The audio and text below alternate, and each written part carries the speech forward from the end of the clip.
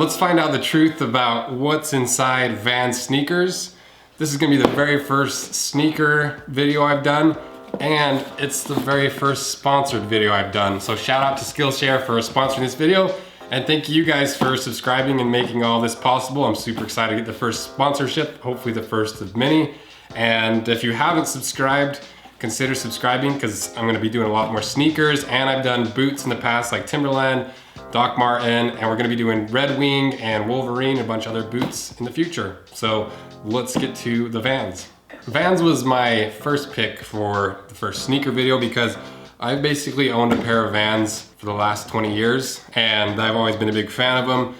I've been through all the different phases of Vans, including the puffy tongue Vans from 6th grade when I thought I was gonna be a skater, and when I was wearing baggy jeans that had like embroiderment on them. And now all the way up to, these are my most recent pair of Vans, gum soled shoes, and I've always been a huge fan of Vans, and I've always wanted to know kind of how they're built and constructed. There's some flaws that I've seen in Vans, and I'm really curious to see what's inside of them. Toaster's a little high right now. He's on some pain medication, so he's feeling good. Vans started making their shoes in 1966 under the Van Doren Rubber Company, and hence the name Vans. They started as a skate shoe and have basically been the most predominant skate shoe for skate communities and professional skaters and wannabe skaters like me in 6th grade ever since. So this is their classic skate high shoe. It's $60 on their website, and the classic color patterns with the leather and canvas upper. One really interesting thing I learned when I was researching this shoe is every aspect of it was designed for skating. So this is a vulcanized rubber sole. It was originally designed to stick to skateboards and stick to the grip tape, because if you've ever seen any of the old school skating videos, their skateboards were like the size of a Subway sandwich. And so they designed these shoes to grip as much as humanly possible. They started adding padding to the top of the shoes as well, because if you've ever skateboarded and your skateboard's gone rogue on you and you lose it for half a second, it always ends up slamming you in the ankle or the foot, and it kills. And so they actually designed this padding of the shoe to protect your ankle from rogue skateboards. And these are manufactured in Vietnam. They've got manufacturing plants all over the world. Like these ones are made in China, these ones Vietnam. I don't think they make any more in America. They originally were made in America, but like every company, they always go to offshore production, which is kind of a bummer, but that's how you get the price. So let's cut these open and see what's inside of them.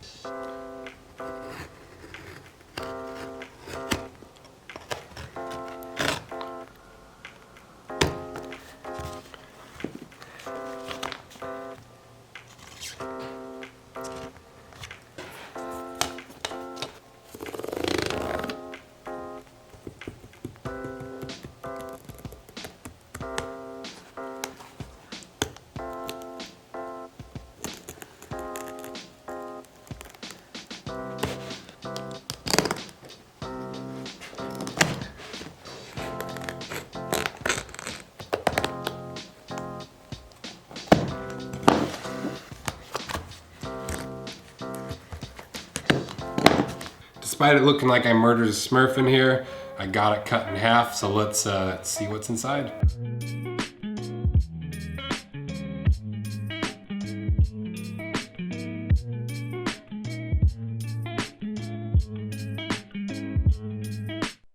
There's actually a lot more in here than I expected there to be.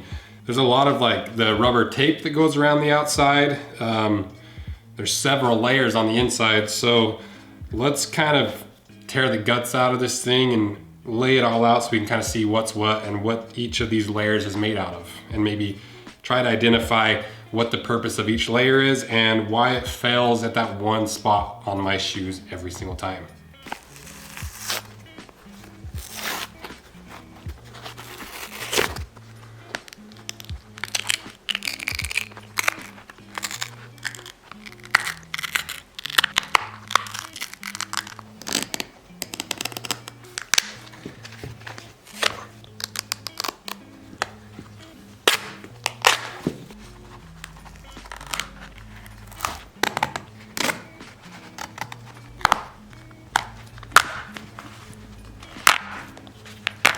Well, the inside came out quite nicely. The outside of the shoe did not fare quite as well, but it's pretty interesting how this whole thing is structured. It's the first pair of sneakers I've torn apart, but let's start with the inside first and kind of break that down, and then we'll go more towards the overall structure and qualities of each. Let's start with the counter. The counter is some sort of recycled rubber material, and then to the insert, it's got a layer of canvas on top, and then a low density foam, and then a higher density rubber or towards the heel.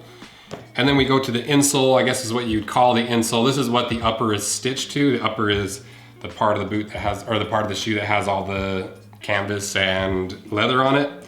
It's a really thin and flexible fiberboard. The midsole looks like it's some sort of bonded thermo rubber where it's probably activated by heat and molded by heat. And then to the vulcanized rubber outsole. And then for the upper is made of mostly leather. This is a split leather. If you're not sure what a split leather is, I've got a leather 101 video that kind of goes through all the leather basics. So it's not a super high quality leather, but it's, you know, it's a $60 shoe. And then there's a fair amount of canvas in this shoe actually, which I was pretty impressed with. And the canvas is lined with some sort of polyester fabric on the inside. And there's also a bit of leather on the heel, which is also split leather.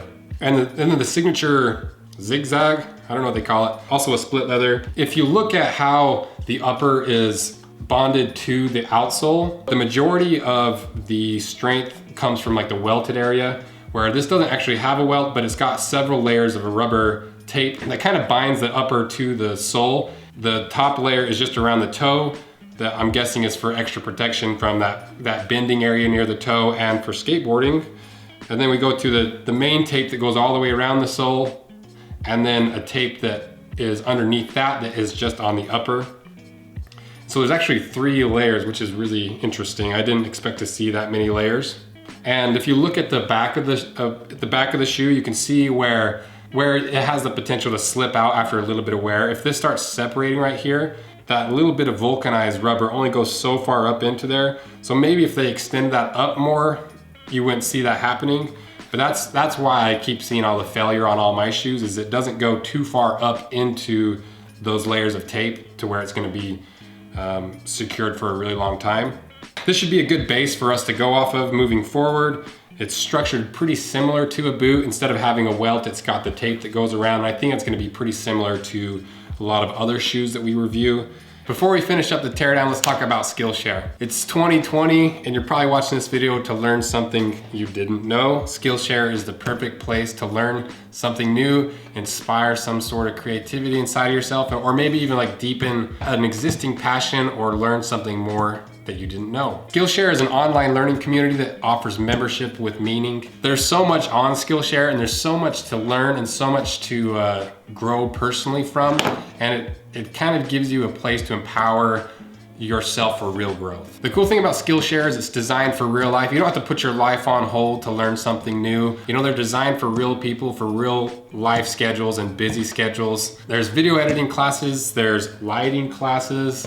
That's why maybe my video looks slightly better this time. There's even leatherworking classes on there. I'm currently working through the Style Your Space video to help me convert my ugly office into a nice filming area. And I didn't know how much there was to styling a space, as you can probably tell by all the backgrounds in my video. And Skillshare is incredibly affordable, especially compared to one-on-one classes or seminars or workshops. An annual subscription is less than $10 a month. They give you a 2-month trial to really get in there and digest some information and learn some things so they can prove the value to you. So click the link in the description to get your free 2-month premium membership and explore your creativity. So for an overall review of these Vans, I was pretty impressed. There's actually a lot more that goes into them than I expected. I expected to see 1 layer of tape around the outside, the insole, and then maybe a couple layers on the inside.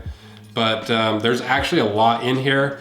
I wish they would fix this heel area, but overall, pretty impressed with the shoe. Kind of interesting to see what's inside of these shoes.